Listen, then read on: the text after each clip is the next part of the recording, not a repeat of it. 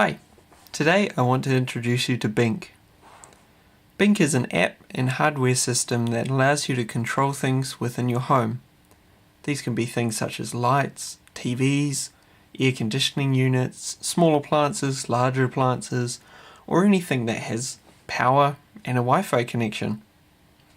Let's have a look at the app.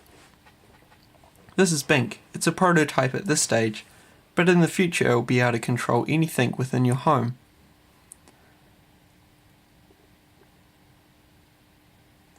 So what we're going to do now is set up Bink, or go through the setup process, and then have a look at the features that you'll be able to use once it's developed.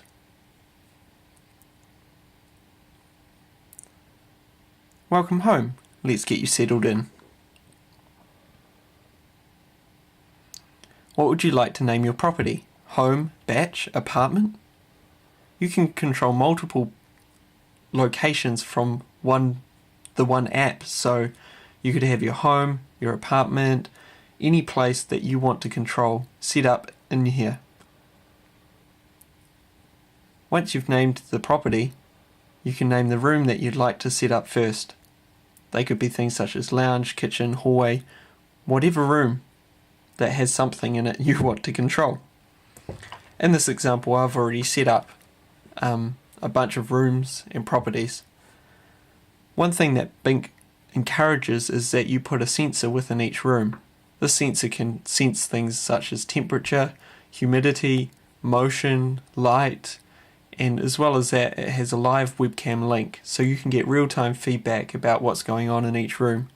Of course, you can control whether or not a specific room has a camera, or if it's turned on or off. Things such as the bathroom probably is not somewhere you want to have a camera. In this example, we don't have a hardware sensor developed yet, but I'm going to use this USB modem. One feature that Bink has is that you simply hold a sensor next to the screen, and Bink detects that sensor and it sets it up for you, and then you're ready to go with that room. So as you can see, I've already set up a bunch of rooms in my house, but you can also see down here, garage is currently offline. This could be the case when a room drops out of Wi-Fi range, or there's an error or something like that, but you can still see it's there.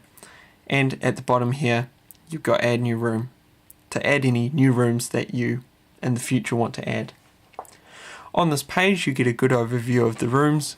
You can see how much power each of the rooms is drawing, how many people are in each room, the temperature, and if there's motion or not.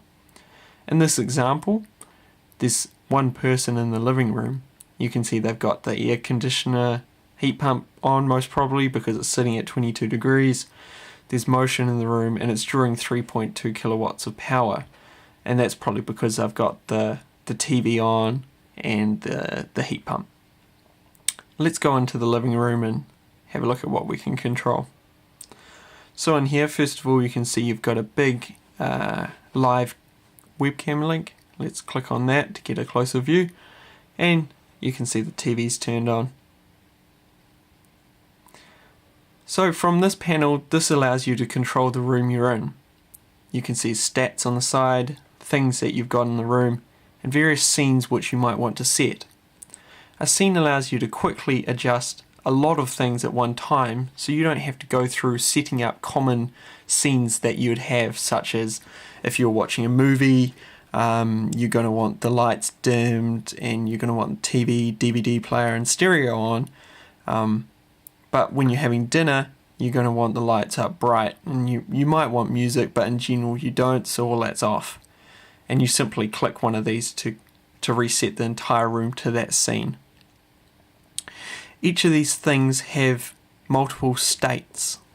A state could be on, off, auto, or a various other number of things depending on the appliance or thing you're controlling. In this case, we'll have a look at the lights. So in this particular room, there's 3 rows of lights.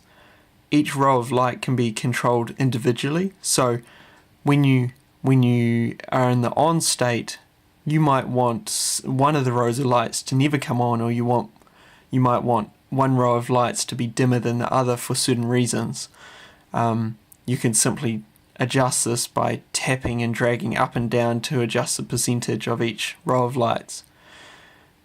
The auto state is simply at what point does the ambient light trigger switching between on and off. So if it's starting to get dark, Bink is automatically going to say, oh look, it's the lights got dim, and I'm going to turn on the inside lights for my homeowner without you even doing anything. So you can choose at what threshold that happens. And then of course you've got off, which is all 0%, although it doesn't have to be. Let's close that, and let's have a look at the temperature states. So each appliance has different states. So in the case of your heat pump, you've got on or auto. You can choose what kind of state setting. So when I've got it on, I've got it heating, represented by the sun, and the on state is set at 22 degrees. In auto state, I've got it cooling and optimal temperature of 21 degrees. Of course you can set this, you can create multiple states. It can be however you want. Within the TV, you can choose various channels as your default and your default volume. And of course turning it on and off, a thing is as simple as tapping it. So the lamp's currently off, tapping it turns it on, and of course tapping it turns it off. Another cool thing about Bink is that it allows you to track advanced power usage information. This will involve some specific hardware within your home to track these, and it can be accessed by clicking the advanced usage information for this room. On this page you can see how much power has been drawn over the month, the day or the year, and see a nice line graph about the change in your power usage over time. This is really key for people to get a clear indication of the effects they have on their power usage when they turn things on and off. This is updated in real time, so the cause and effect of turning on the air conditioning unit will be represented clearly on here. You can see all things in the room over this period of time have consumed 634 kilowatt hours of power.